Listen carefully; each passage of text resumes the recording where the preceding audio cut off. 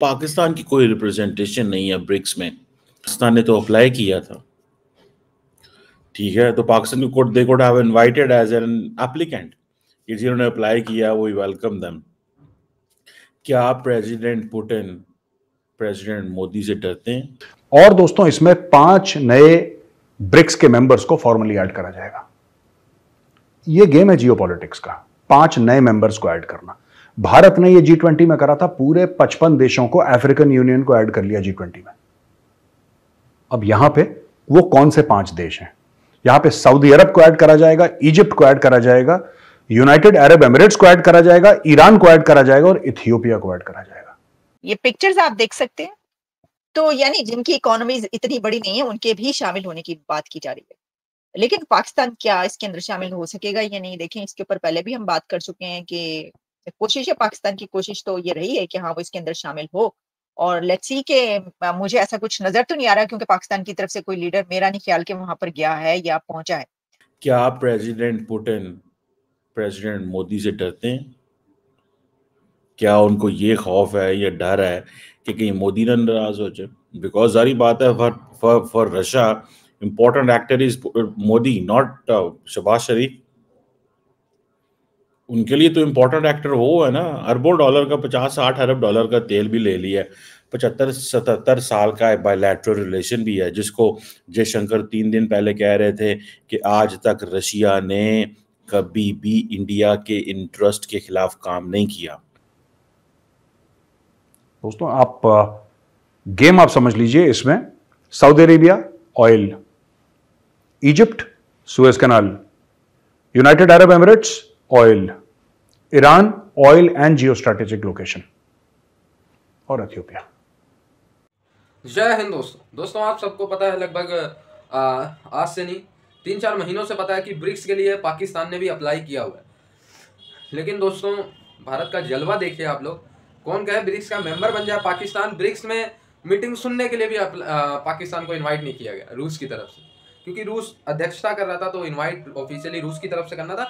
रूस ने इनवाइट तक नहीं किया इन पाकिस्तानियों को। जाहिर सी बात है, भारत के खिलाफ एंटी प्रोपेगेंडा चलाने वाले पाकिस्तान की इस ग्रुप में कोई जगह नहीं। जो खुलेआम हर मंच से मुखर होके सिर्फ और सिर्फ भारत की बुराई करता है, ऐसे संगठन में अगर पाकिस्तान आ जाता है तो वो एक तरफ भारत की बुराई ही करेगा और फिर भारत जवाब देगा, फिर भारत के सहयोगी रूस वगैरह जवाब देंगे, और इसी सब में चलता रहेगा। आपस में ही लड़ाई होती रहेगी ब्रिक्स में। क्या कर पाएगा ब्रिक्स भाई? फिर ऊपर से पाकिस्तान जैसे देश का बोझ और ढोना पड़ेगा।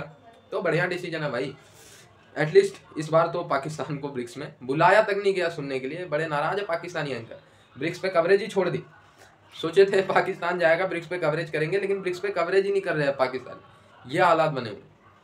तो पाकिस्तान ने तो इनवाइट, जिसे वो कहते हैं ना, अप्लाई किया हुआ था, तो वुडंट इट बीन गुड कि पाकिस्तान को इनवाइट कर लिया जाता? लेकिन उन्होंने इनवाइट नहीं किया, ठीक है ना जी।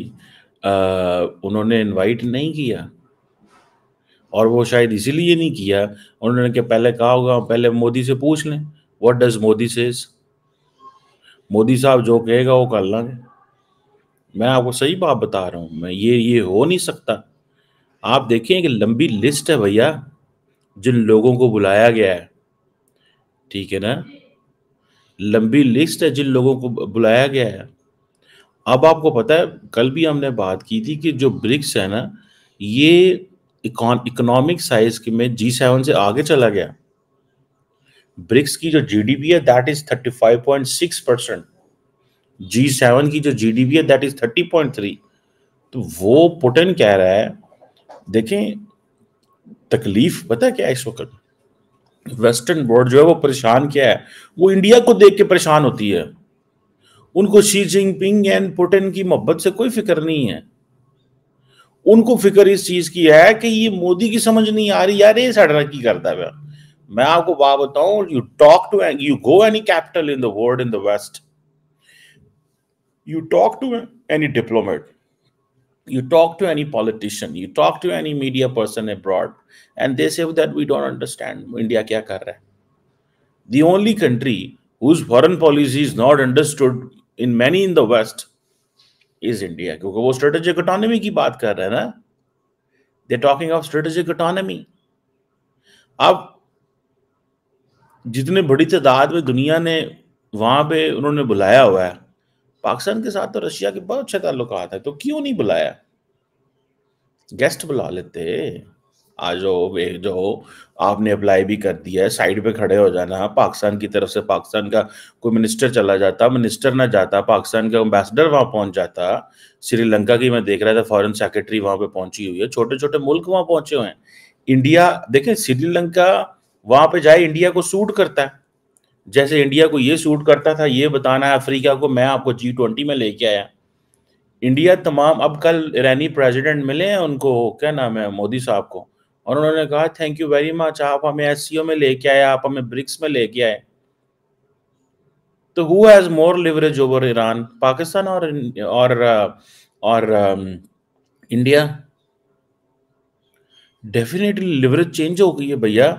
पाकिस्तान की कोई रिप्रेजेंटेशन नहीं है ब्रिक्स में। पाकिस्तान ने तो अप्लाई किया था, ठीक है, तो पाकिस्तान को they could have invited as an applicant, कि जिन्होंने अप्लाई किया वो वेलकम देम।